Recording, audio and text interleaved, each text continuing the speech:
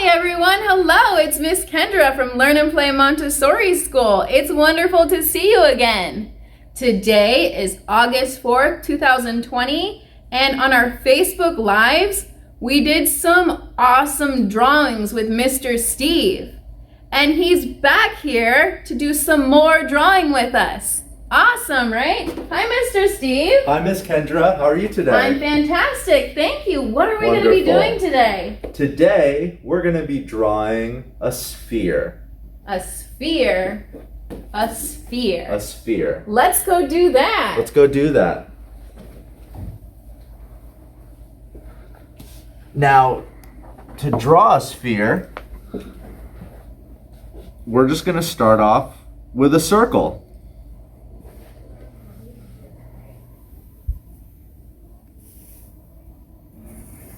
Now the circle doesn't have to be perfect. It can just be a circle. Okay, Mr. Steve, I have a circle. How do I make it look 3D like a sphere? Well, to do that, we're going to be using different techniques in shading to create all the shadows that. How do you make it 3D? Well, we make it 3D and we show shadows by using a technique called shading. Let's look at some shadows. So you see when Miss Kendra put the light on the sphere, it created some shadows down here, and then this huge shadow that came from the sphere. We're going to be doing that today. Awesome. Let's do that. Cool.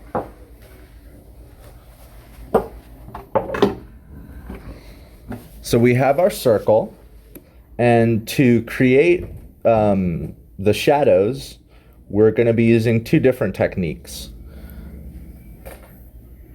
We're going to be using a technique called cross-hatching, which is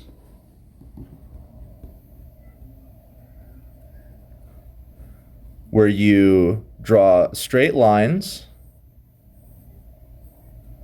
coming from one point,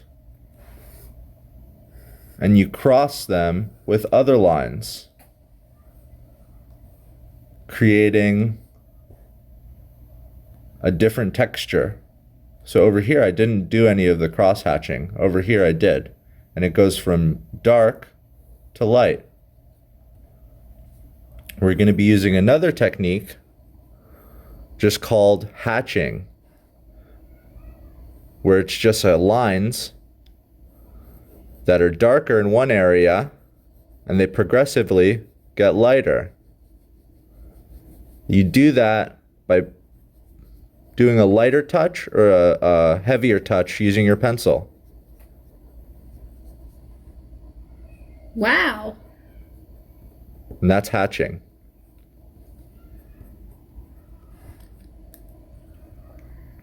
Now, the sphere, where Miss Kendra put the light was coming from this area. So if the light's coming from this area and hitting the sphere right here, then the dark would be in the back of the sphere at the bottom. So what we want to do is make this a little bit darker.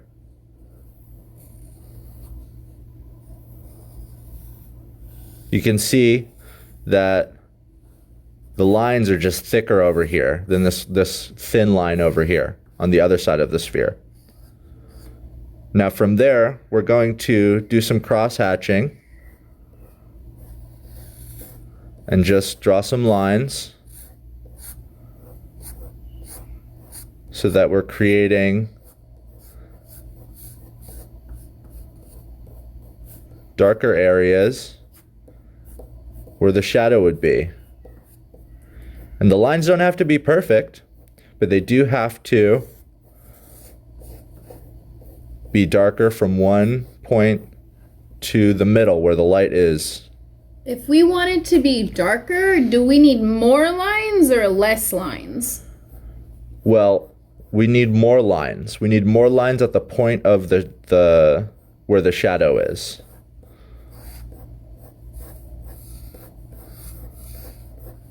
So you can see I'm kind of doing it in a circular motion to respect the shape of the sphere, of the circle.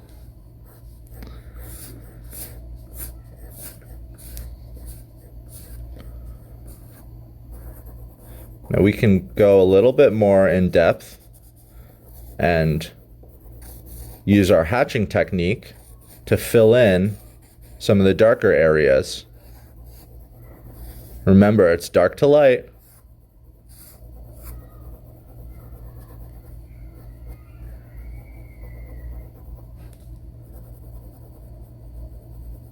It's like coloring.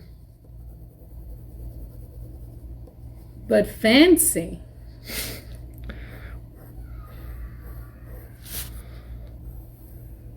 Now, there was a huge shadow at the bottom. We're going to lightly, with our pencil, kind of draw out that shadow.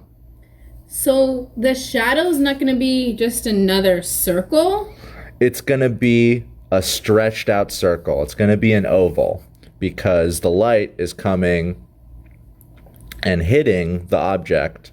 Like when you're outside and your shadow is like 100 feet long, we have to make it look how a shadow looks.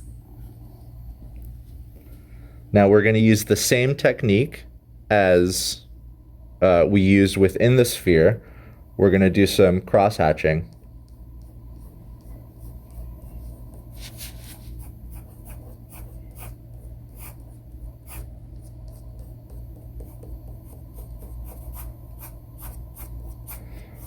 The darker area is going to be coming from the sphere and getting lighter.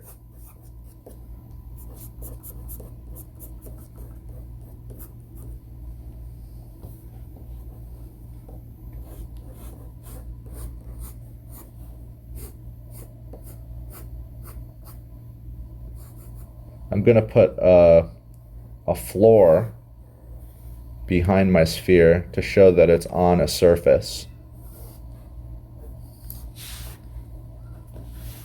And there you have a shaded sphere. Wow!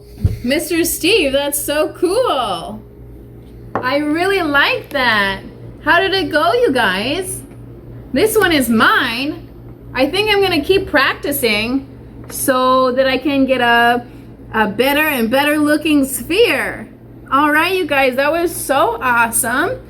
Thanks for visiting us again, and I'll see you soon. Have a good day.